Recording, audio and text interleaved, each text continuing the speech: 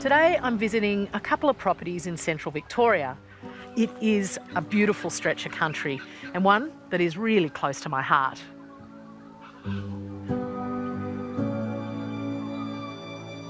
There is so much to look at here. I love these matted bush peas. They're so pretty. They form a very colourful carpet, don't they? I'm exploring with conservation ecologist Dr. Sophie Bickford to learn about the work being done to protect areas like this. We've got stylidiums here, we've got chocolate lilies, there are gorgeous little dianellas, grasses, orchids. It really is a wonderland. The area is filled with spectacular little islands of remnant vegetation like this one. They are so rich with species, but they're in a sea of landscape that is so incredibly changed. And without being reconnected to other ecosystems, this biodiversity can't last. It's a bit like an animal in the zoo, really. It's pretty to look at, but it's not very functional. It's not really going to be able to survive, well into the future. And so if we think about a landscape like this, which supports sugar gliders, threatened brush-tailed phascogales, they need to be able to move to other patches like this, other patches of habitat that sustain them, to search for food, to search for mates, to escape disturbances such as wildfire. So a connected landscape's really important for the persistence of species. And we've got to remember our landscapes were once always connected. We've fragmented them with agriculture and roads and urbanisation. So Biolinks is about re-establishing some of these ecological connections that were once there and were once so important for the persistence of species. Dr. Bickford works with the Biolinks Alliance. The property we're on now is one of several in a 14-kilometre corridor that they've identified as having high conservation potential.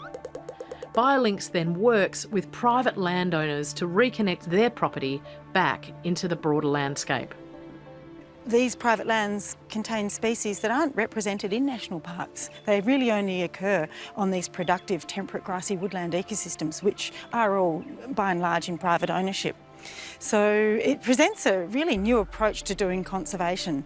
It's about bringing landholders along with you and giving them the information, the inspiration, the confidence to play their part, because that's what it's going to take to stitch this landscape back together, everyone participating, playing a role.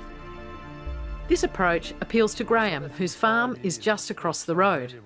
If we can link up all of these little remnant bits of vegetation and grow these corridors up and more people come on board, with the help of experts, we'll get there, but it's all about education. Graham has now joined the Biolinks Alliance, but he's long been aware of the potential of this property. Well, it had very good remnant yellow box vegetation, grasslands, and I could just see using a reference area across the road as to what you could possibly end up with this if you did protect it. So we figured if we fenced off a decent piece of land off the road there, we'd get migration of the seed and propagation material from the road, because that is a very valuable piece of vegetation along there. The narrow strips of land between our roads and farms are often corridors containing remnant vegetation, so they're a great place to start. Graham put in fencing to widen the area, keeping the cattle out, so it could regenerate naturally. And that was basically 5 to 6 years ago we put that fence line in, and you can see the stark difference between that side of the fence and that side of the fence. So what you've done is basically take that little fragment and let that spread here, but the cows are still allowed in here. That's right. So a working farm's still got to be a working farm, so take out the country that's reasonably valuable for cattle, and what's not that valuable from a production point of view, it's massively productive from a wildlife point of view. So by using the existing seed bed, basically, it's just migrating across the protected area on its own without replanting or anything. I haven't planted a tree down here yet. So you're taking a tiny remnant fragment and turning it into a big highway? That's right, yeah, that's the aim of the exercise, yeah.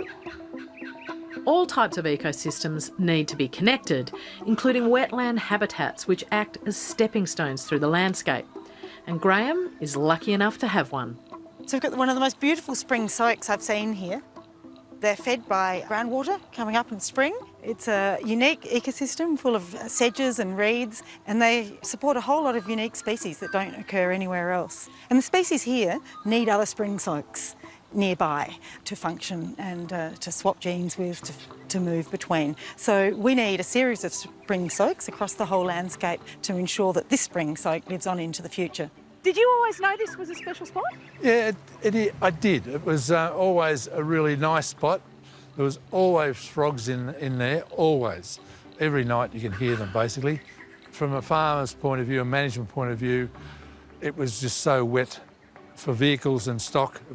It's just not worth doing. So simple fence around it, it's protected, and the value's gone up dramatically, ecologically. And Graham's place has lots of high-rise habitat too. That is an absolute beauty.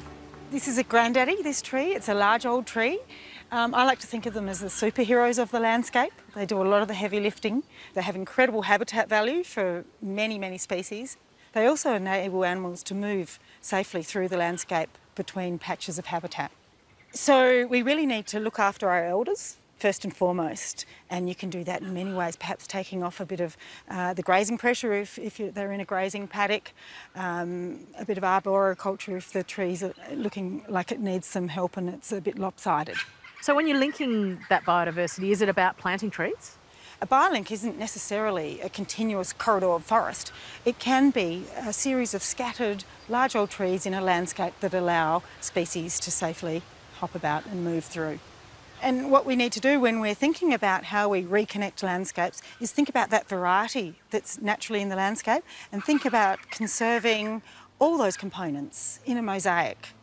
Within that mosaic, that the farmland sits within that as well. Yes, it can, quite happily. If we understand how species move and we design our linkages to facilitate that movement, it's quite compatible with our grazing systems or farm Even our plans. towns. Even our towns, that's right, absolutely.